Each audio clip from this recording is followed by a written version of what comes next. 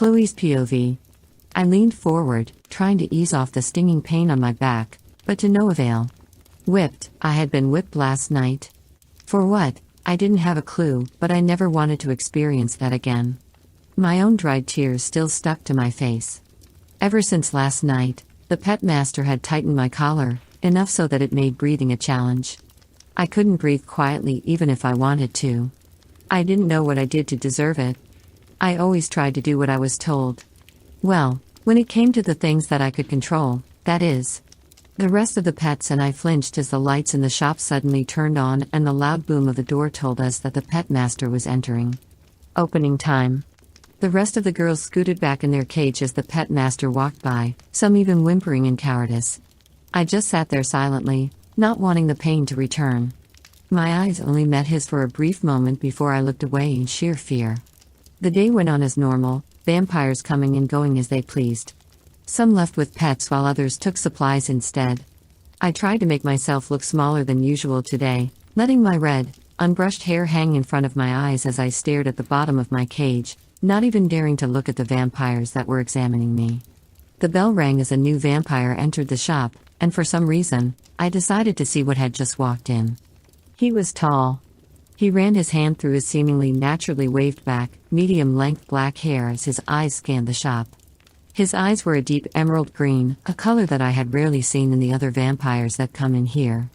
He even had a sharp jawline that nicely framed his face. Yet another vampire that could easily show up any human man. "What can I interest you in today?" The pet master spoke to him with his usual lines. I returned my eyes back to the bottom of my cage, still listening to their conversation. It was pretty much the only entertainment I had. "In looking for a pet," the man said. His voice was low. "Well, sir, I can assure you that we have the finest that this city has to offer. Follow me if you would," the pet master offered. Their footsteps steadily got louder as they inched towards us pets. "Anything particular that you're looking for?" the pet master asked. I shifted my eyes up just enough to see the vampire lazily scanning over each cage. "Not really." I immediately looked back down as our eyes met, a sense of nervousness suddenly crashing over me. His footsteps drew closer to me, making my stomach churn. I didn't want to be bought. I didn't want to be treated like a dog, only to be treated like a snack as soon as he got tired of me. He bent down, meeting my gaze once more. His eyes squinted as he looked over my body. I immediately squirmed to the back of the cage, letting out an exasperated whine as the expected pain shot throughout my body. The man's eyes widened ever so slightly. "What happened to her?" he questioned. The pet master laughed. "Ah, her. That one tends to be a bit of a crybaby when it comes to most things," he mocked. "Well, I guess that was one way to put it." The man stood back up, my gaze following him as he did. "So, what's with the lash marks?" he asked. She wouldn't stop crying and it was starting to get annoying, so I gave her something to cry about instead. The pet master responded, looking very pleased with himself. It was quite entertaining, really. The man's brow furrowed, but only for a second.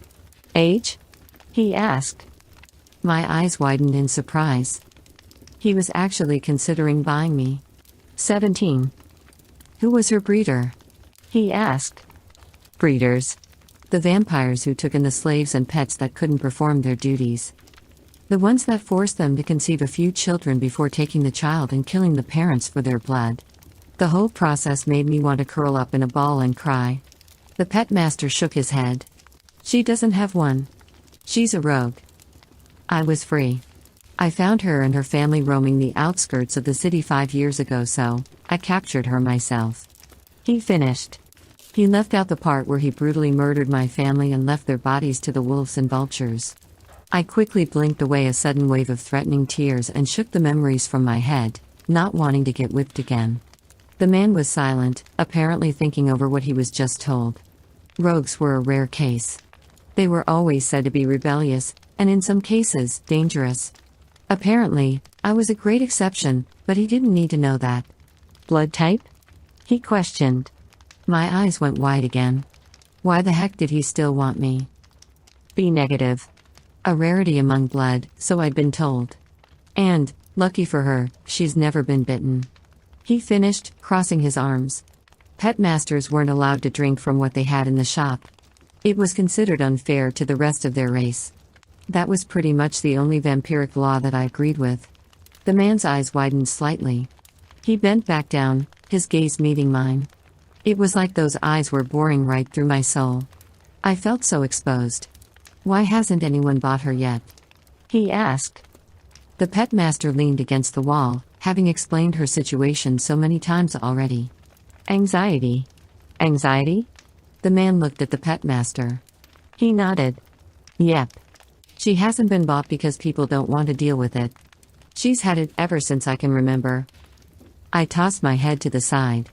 He acted like it wasn't his fault. "She has these wicked nightmares pretty much every night.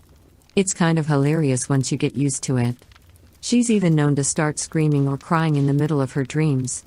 He finished, laughing silently to himself. The man shifted his line of sight back to me. "I'll take her," he said. I'm pretty sure my heart just stopped then and there, but at the same time, it started racing. Why did he want me? I didn't want to be wanted. My breaths began to speed up as well, the tight collar making it sound like I was gasping for air. "Wait, really?" The pet master questioned. "Why?"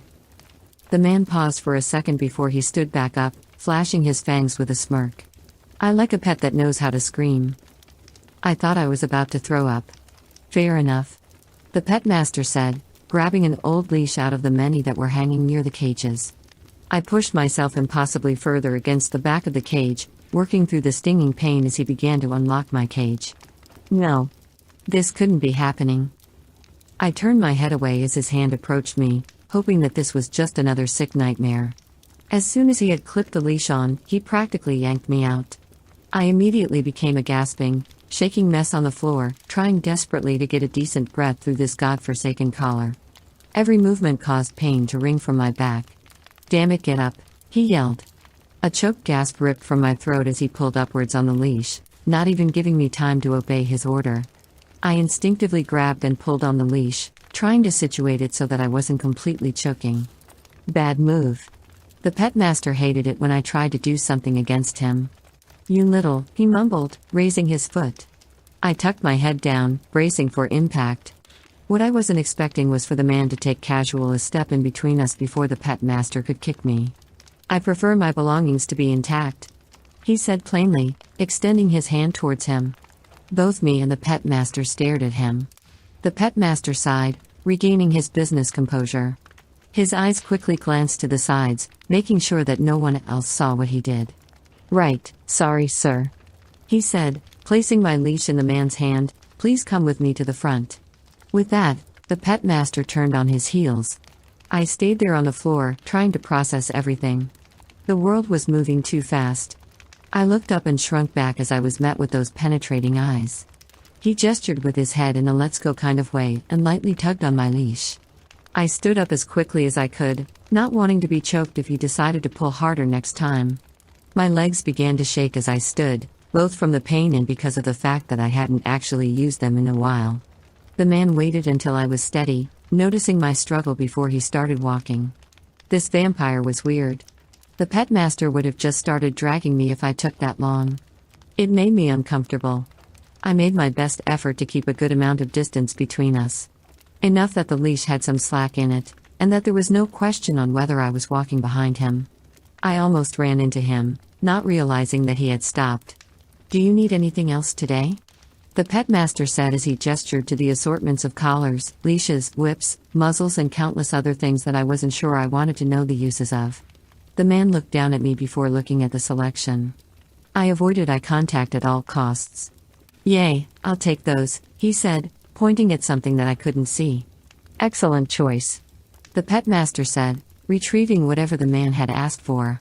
The uncertainty made me shift uncomfortably. "Are you sure that you don't need any whips? You might need it with that one," he said, pointing to me. The man shook his head, making my nerves calm down ever so slightly. "Nah. I already have one," he said. "Never mind.